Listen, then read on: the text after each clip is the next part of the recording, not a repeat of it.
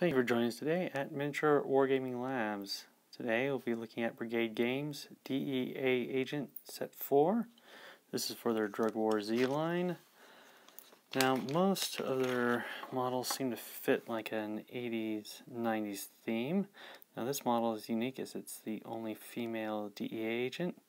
She's strapped out in tactical gear, which makes me think less of the 80s and 90s because you got the knee pads. And the weapon is probably right. Sidearm. Can't see much of the sidearm, but let's look at the mold lines. Don't seem to be messing up the hair. The weapon's held tight to the body, so we don't have any gap between the torso and the weapon. That would have flash we need to clean out. Mold lines look good. Now this figure is $5 on its own before shipping and handling. Most models you buy in larger groups from Brigade Games, you can get a $4 per mini valuation. Like I said, this is the only female model they have for the DEA agents. Alright, so we'll get this properly mounted up. Seems to fit in there just right. We'll clean some of this up and see how she stacks up to the rest of the collection.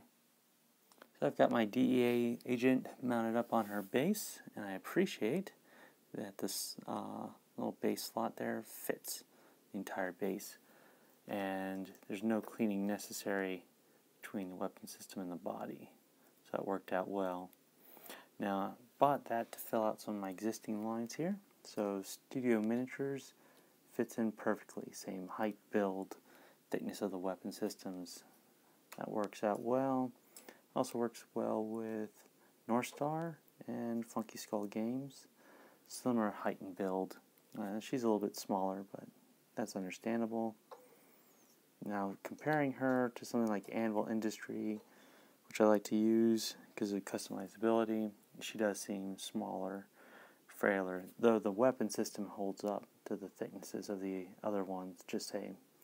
I can just say that their body armor is thicker than her body armor. Now she does work well with Spectre's 28mm true scale, though Baba Yaga John Wick is much taller than her. You can tell because he's crouched over a little bit, and his pistol is much thinner than her assault rifle there. But you can just say she's really short compared to him. It happens. Alright, let's see how she stacks up next to my existing terrain lines. I have my DEA agent on the table here, and this is some terrain tiles I made, but I use a lot of MCP, so the trash can, the lamppost, the bodega, and the car MCP. Even though designed for a 40mm game, they work great for 28mm wargaming. I also threw in a taxi cab. It's $5. It's too big, but for $5, it's a good deal. And you can see the DEA agent at 28mm fits in with my existing terrain and my existing miniature line. Now, is she worth the price of $6? I wish she'd been wrapped into the other DEA agent set, the other two guys with body armor. Since I already put a large order with Brigade Games, it was like, okay, just throw her in there. But it's a good buy. Is it a great buy? A definite buy? No, but it's a good buy. There's some games out there that have body armored special agents. I like this one, so just to increase the variety of my collection, I went ahead and bought it.